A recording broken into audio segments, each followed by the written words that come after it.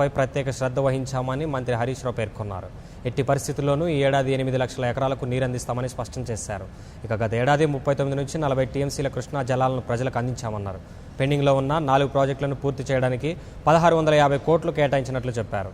CM KCR నేతృత్వంలో తెలంగాణను అభివృద్ధి పదంలో తీసుకెళ్తున్నామన్నారు.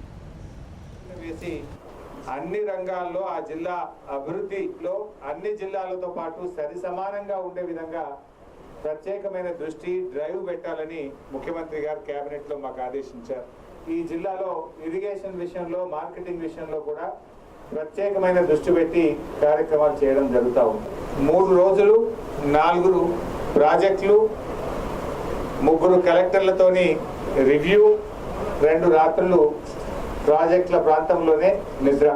ఇది మా పర్యటన క్లుప్తంగా సారాంశం. మా ఆలోచన ఏముండే, పాలమూరు వలసల నుంచి గట్టెక్కించాలి. మీరేమో గత తెలుగుదేశం కాంగ్రెస్ ప్రభుత్వాలు ఒక ముఖ్యమంత్రి ఒక నాయకుడు వచ్చి మొక్కలు నాటితే ఇంకో నాయకుడు పలకలేసిపోయింది.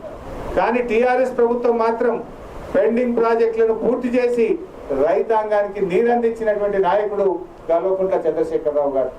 మీరేమో మొక్కలు మాత్రమే చేసినారు, కానీ మేము నీరందించి వలసలు వాపసు వచ్చేటట్టు చేసినటువంటి ఘనత టీఆర్ఎస్ ప్రభుత్వానికి మాత్రమే దక్కుతుంది. మహబూబ్ నగర్ జిల్లాకు పెద్దపీట వేసి